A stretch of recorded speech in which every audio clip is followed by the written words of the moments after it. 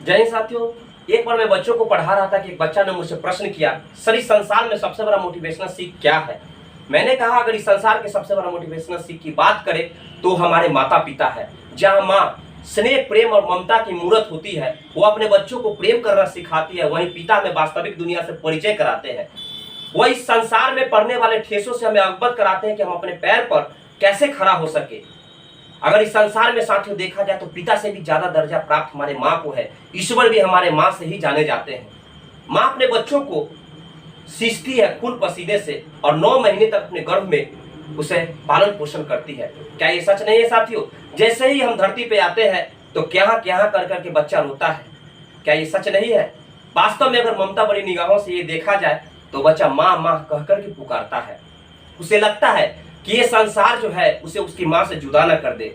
उसे लगता है कि कहीं वो अपने माँ को खो न दे।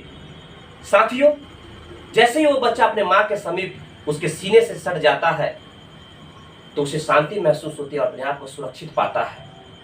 माँ बहुत ही विचित्र करुणा की देवी है जिसका मोल कभी नहीं किया जा सकता है साथियों। वो बहुत ही अद्भुत देवी होती है। वो हमें चलना सिखाती है, वो हमें प्रेम करना सिखाती है। जब हम बड़े होते हैं तो किसी इम्तहान या किसी बड़े कामों में जब हम असफल हो जाते हैं तो ये संसार हमें व्यंग भरी निगाहों से दिलासा दिलाता है, परंतु माँ होती है। माँ हमें जैसे ही हम माँ से अपनी पीड़ा को छुपाने की कोशिश करते हैं वो हमारी आंखों को पढ़ लेती है और जानते हैं क्या कहती है?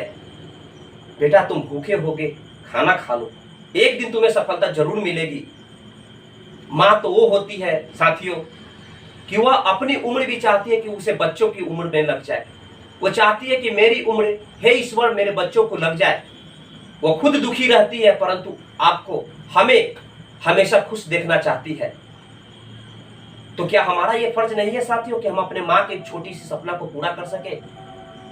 माँ का वो छोटी सी सपना होती है कि हम सब एक दिन बड़ा होकर के एक बड़ा सा आदमी बने, बड़ा ऑफिसर बने, बड़ा इंजीनियर बने, डॉक्टर बने।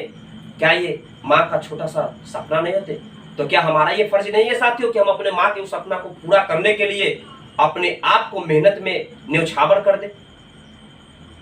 क्या ये हमारा कर्तव्य नहीं बनता है साथियों? बताइए। माँ जो होती है साथियों वो आज तक कभी भी अपने बारे में नहीं सोचती है।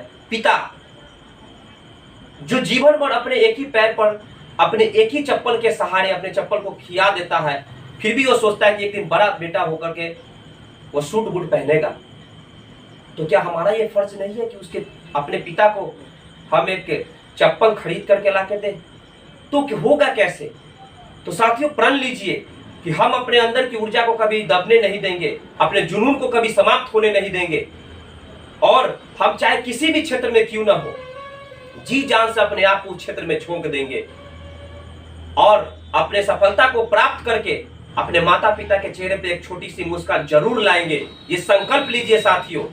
चाहे हम किसी भी क्षेत्र में क्यों ना हो, चाहे हम किसी भी क्षेत्र में क्यों ना हो साथियों, उस क्षेत्र में हमारी डंका हो। परिस्थितियों से हम डट के लड़ेंगे, परिस्थितियों से हम डट के लड़ेंगे, चाहे वो फिर क्यों ना लंका हो।